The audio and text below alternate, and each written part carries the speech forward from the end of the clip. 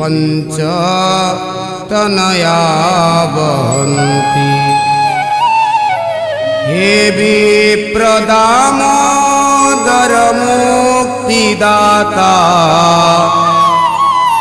निराश्रय मां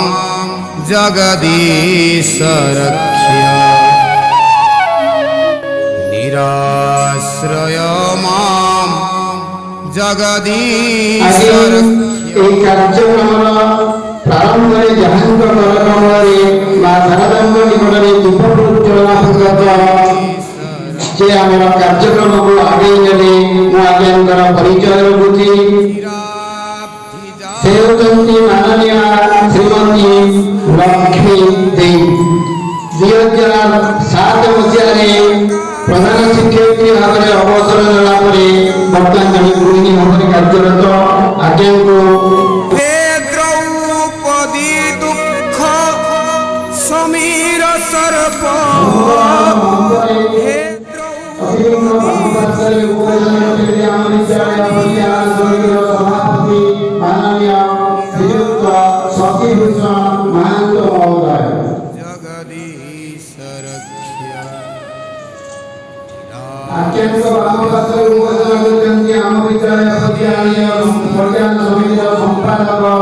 माननीय श्रीयुक्त अनिल कुमार महंत महोदय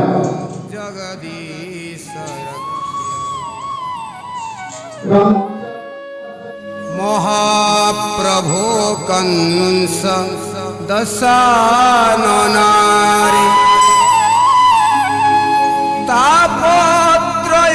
तापत्रयोतापित शीतरश्री अनाथ बंधो करुणैक सिंधो अनाथ बंधो करुणैक सिंधो निराश्रय मां जगदीश रक्ष्य निराश्रय मां जगदीश रक्ष्य निराश्रय मां जगदीश रक्ष्य विधृतधत्री सवरोग्ररेत सुरम्यराजीव दलायताक्ष्य हे कामकामी प्रदकामचारी हे कामकामी प्रदकामचारी निराश्रय मां जगदीश रक्ष्य निराश्रय मां जगदीश रक्ष्य निराश्रय मां जगदीश रक्ष्य हे कृष्ण हे विश्व निनाद विष्णु हे देवकी मानस गौरवेन्द्र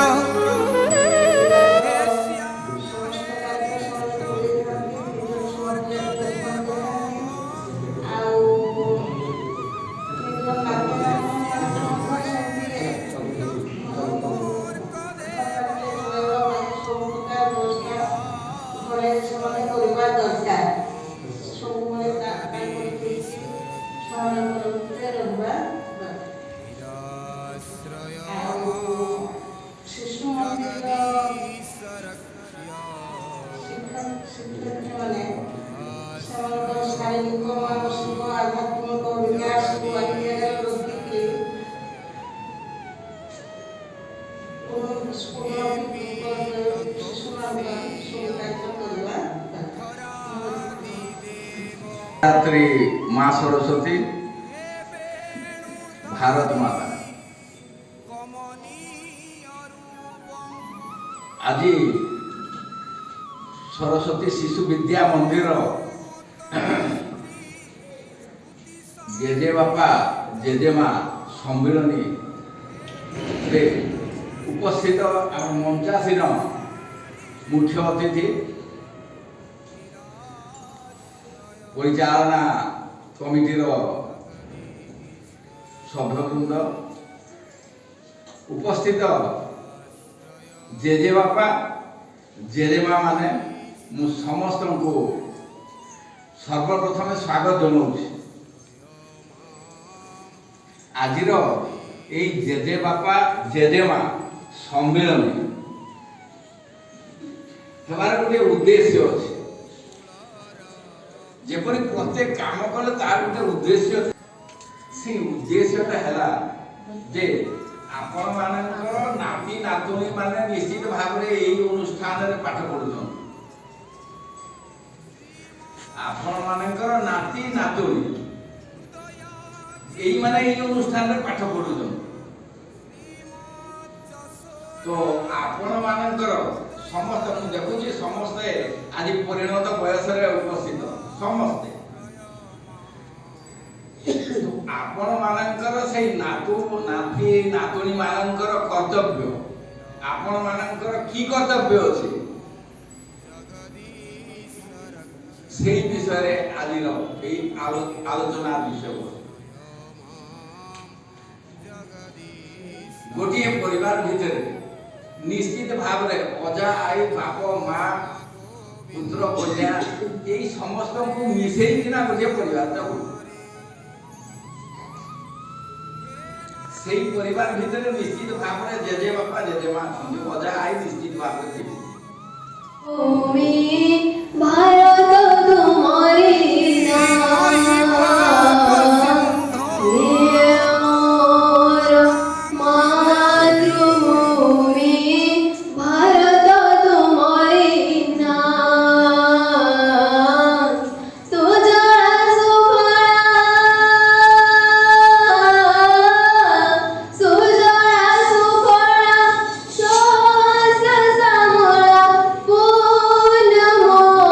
तो